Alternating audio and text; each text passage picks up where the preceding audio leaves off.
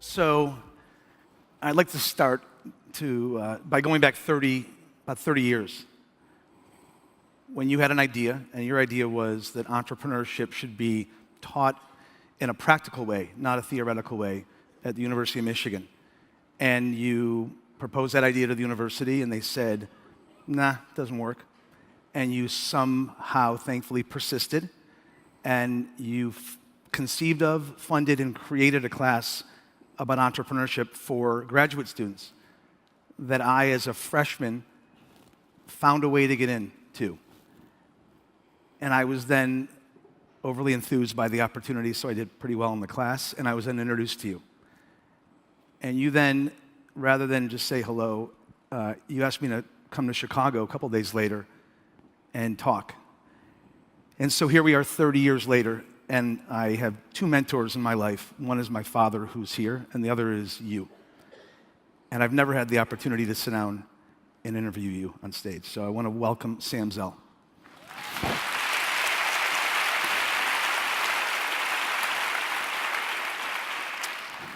So I want to ask you, who's your mentor? Well, like you, my father was one of my key mentors.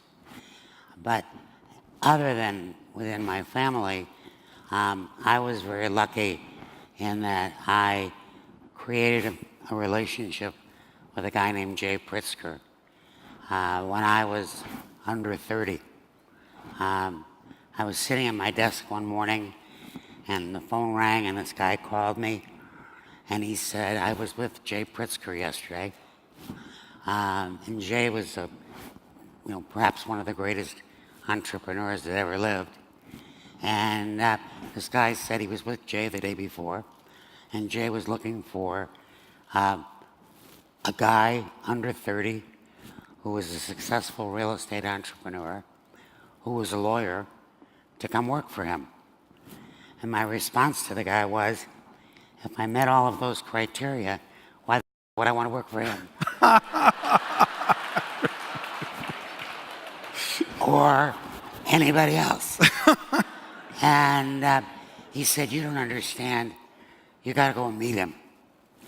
So I said, okay. So the next morning, I went to see Jay at 9 o'clock in the morning.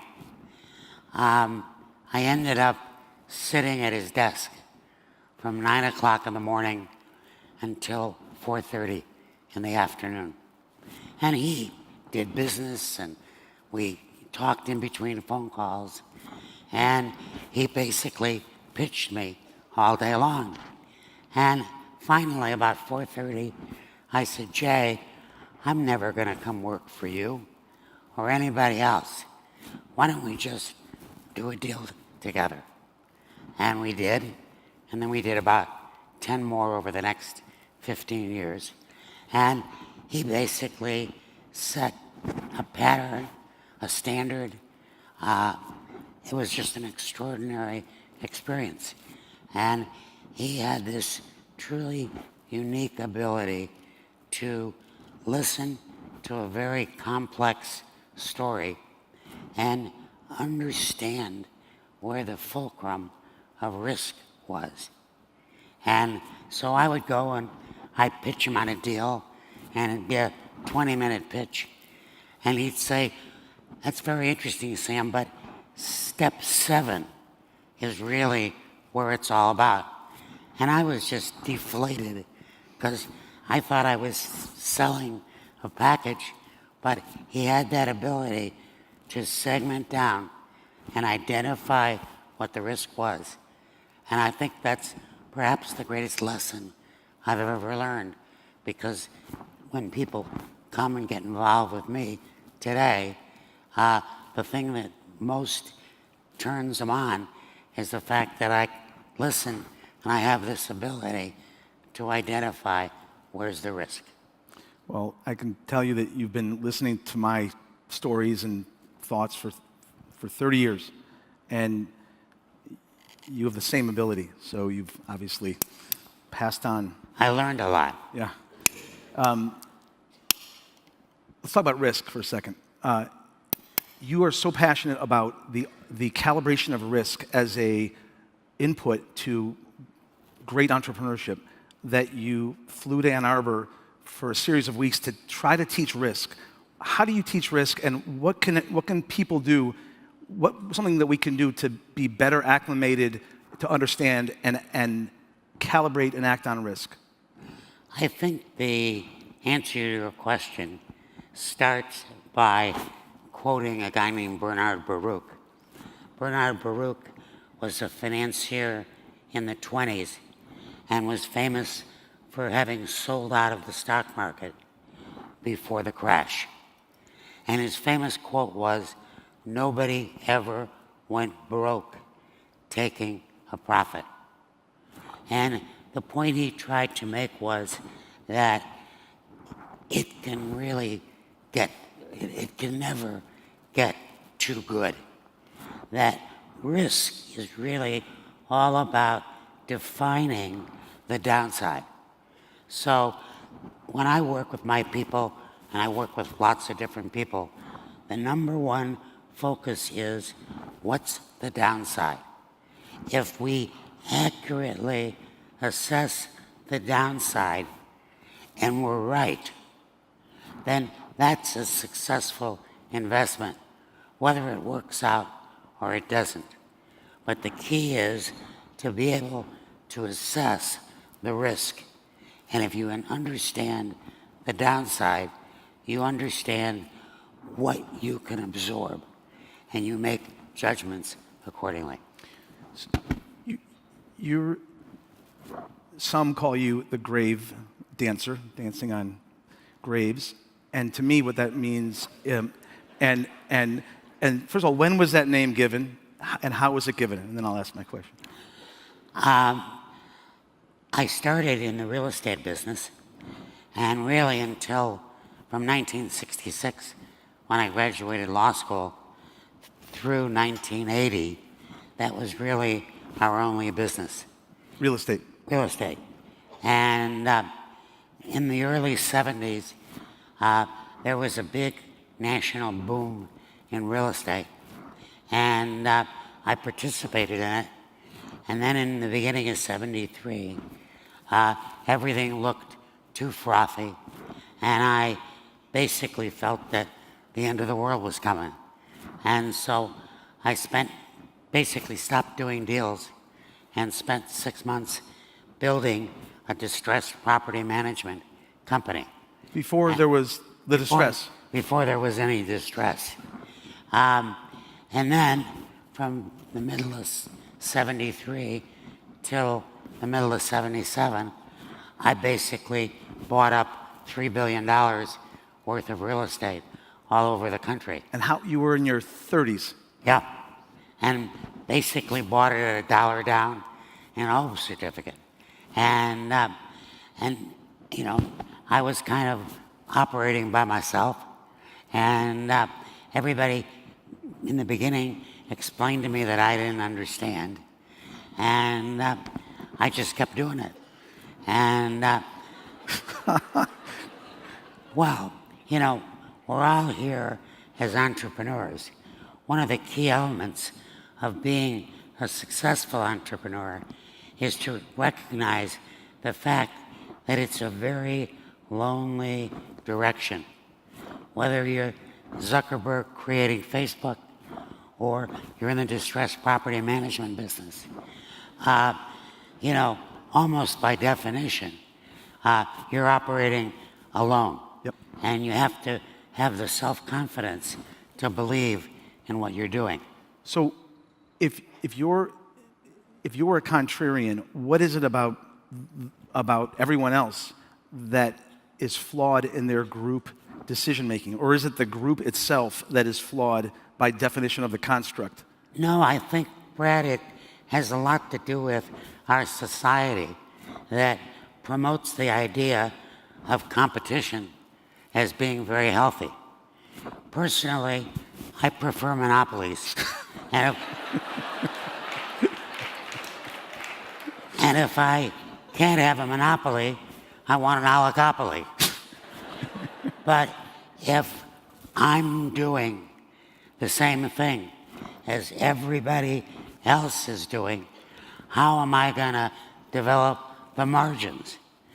I started with no capital. So my whole focus was, how am I going to build capital? Well, if I'm doing the same thing everybody else is doing, there's no margins. So I think that from my perspective, I always looked at different approaches to different problems. So, how old were you when you took the train downtown to buy Playboys and then go back to Highland Park to sell them? And that was probably the first business with no capital. Or Yeah. did you borrow the capital? Well, I was 12 years old. I really understood supply and demand.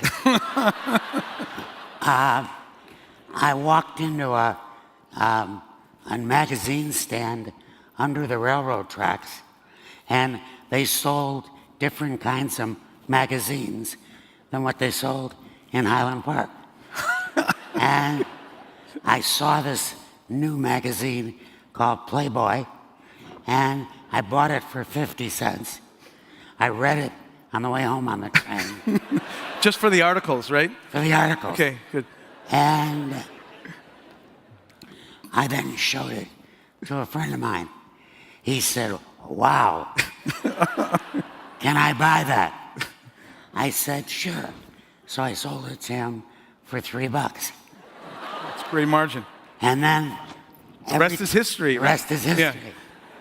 Yeah. Is it? I'm not sure how you'll connect that answer with this question, but is it possible to learn how to be an entrepreneur? Well, that's one of the great $64 questions. Is it an art or is it a science? And the answer is? I don't know. But the answer is, there is no definitive answer.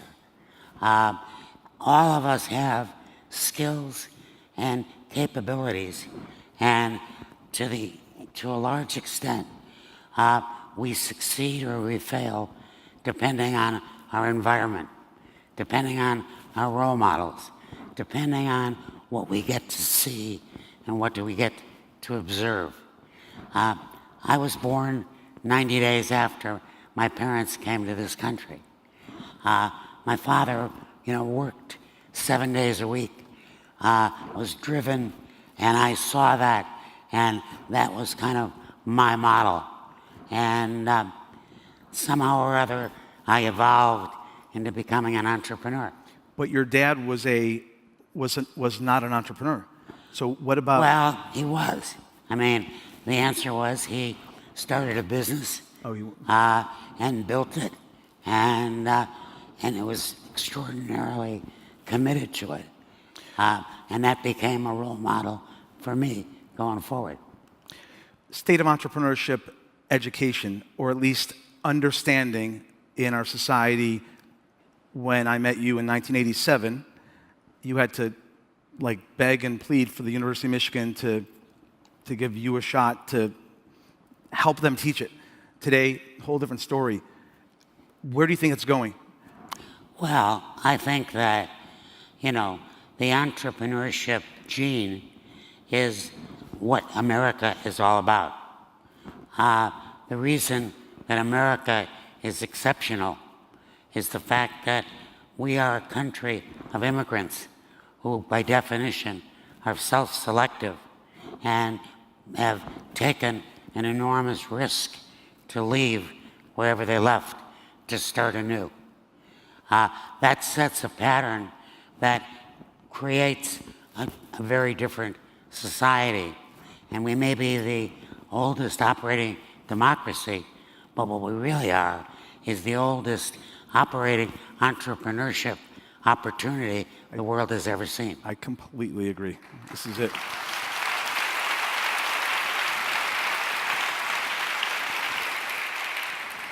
I've heard you say the quote, "The enemy is without."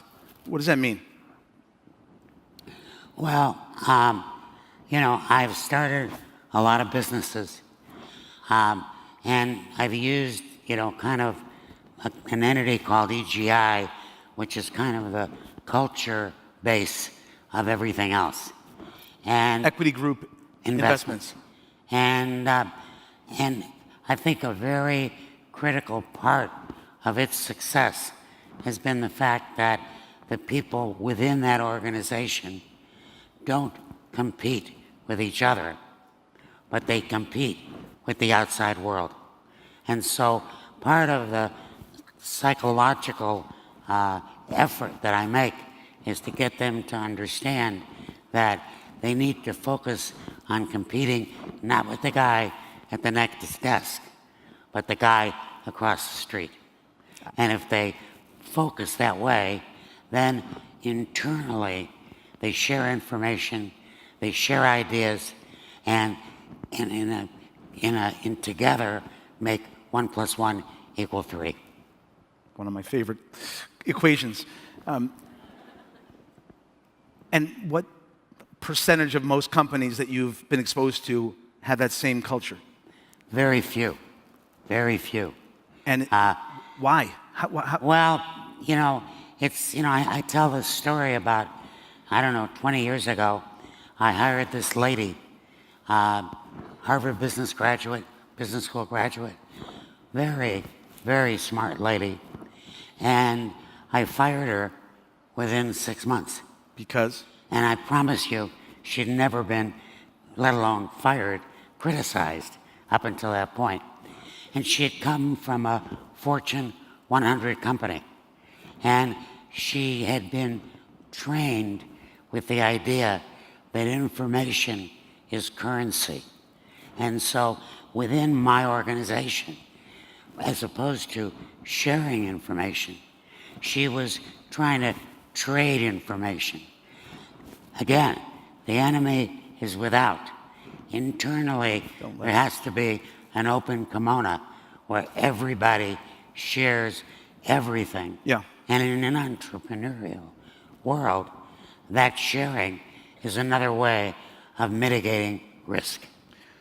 Speaking of information, so I know that you read you read a ton of newspapers every morning, and you read voraciously. What habits, other than those, do you think have defined your life? If we were to study your life and say, what did Sam do habitually that led to the kind of success you've had? First of all, if I knew the answer to that, I'd be rich. But I think that more than anything else, I have been willing to tackle almost anything that came down the pike. When you think about all the businesses we're in, all the different disciplines that we are confronted with, there were 100 times where I could say, not me. But the answer is that as opposed to trying to be a maven on different companies or different strategies, I think the key has always been to simplify everything, to never forget that the shortest distance between 2 points is a straight line. And your job is to help people see that straight line. Exactly. And, you worked for me for a while, and you know that I spend my entire day listening to my people pitch me ideas. And it all starts with, if you can't tell me what you want in 2 sentences, then my attention span is over. And so I've got to make people distill their ideas and simplify them to a point where the delivery of the idea itself is the essence of simplicity. Speaking of your willingness to continue to do hard, challenging, and exciting things, why have you not stopped, slowed down, done anything different? I'm 75 years old. A week doesn't go by where somebody doesn't say, "How come you haven't retired?" And my answer is, retire From what? I've only worked for anybody for 4 days in my whole life. I had one job as a lawyer, and it lasted 4 days, which, by the way, was a very, very long 4 days. time. And ever since then, I've been just having a great time. I've been taking on challenges. I've been trying to find out how good I could be, how well I could do it. And in the end, the real benefit of being a successful entrepreneur is freedom. There is nothing more relevant than freedom. Being able to get up every day and respond to what's out there, to accept the challenges, to constantly find out how good you are. Yeah. And with it comes a lot of freedom. So, in 1969, my firm went casual. Matter of fact, I don't think my firm was ever formal, but we wore jeans to work. People came to our office because they couldn't believe that anybody could be, quote, successful and not wear a suit and tie every day. And I basically came to the conclusion that if you're really good at what you do and you dress funny, then you're eccentric. If you're not so good at what you do and you dress funny, then you're a schmuck.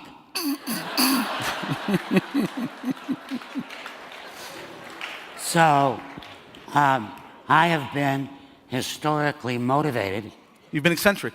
Yes, I've been, because that gives me the ultimate freedom. Yeah. It's my wife and I were talking with some friends about what we would do if we ever retired. And I thought about it and I said, oh, it's easy. I would start a business. So I'm in the same zone as you. Sure. Finish the sentence. The one thing you need to know to be successful in life is one sentence. I think you need to know what your limits are or what they're not. I answer people that my whole life has always been about testing my limits. So you'd almost say that the one thing is knowing what your limits are not so that you can push yourself. Well, another way to put it is the definition of someone who's reached his goals is he's a schmuck. I've spent my whole life trying to make sure that I never reach my goals. I love it. And that I keep adjusting the bar to make sure that I can never say, I'm there. This is a 30-second answer. Have you ever seen an entrepreneur get elected to public office? Has there ever been somebody with true entrepreneurial instincts and activity that has reached public office? I think other than Mike Bloomberg, the answer is no. We'll stop it at that. What's the biggest? We're not done. What's the biggest flaw in capitalism? That's a little bit like asking me, tell me everything you know while standing on one foot. I'm not sure that there is an answer to your question. I think the flaws are in the people and in human nature, not in capitalism per se. And I think that's a big difference. What is your favorite book that we all need to read? Probably The Prize. There's a guy named Daniel Yergin with Cambridge Associates in Boston. And they're an energy specialist consulting firm. And he wrote a book called The Prize that basically starts with the beginning of the oil industry in the United States with Rockefeller in the 80s and 1880s. And he basically follows the evolution of oil and how it affected the creation of our society. And I don't think I've ever read anything. It's a 1,000-page book. And I don't usually read 1,000-page books. But this is, you can't put it down, because it's basically the story of capitalism and the evolution of our society. What do you know for sure that, let me qualify that, I'm 46, you're 75. What do you know for sure at age 75 that you did not know at age 46? It was a lot more fun being 46. Okay, we'll move on.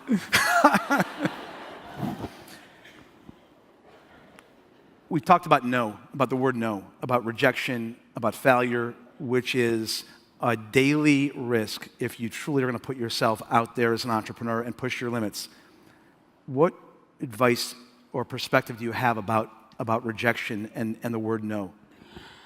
Between my, I think it was between my junior and senior year in college, I got a job as a traveling salesman for Helene Curtis Industries.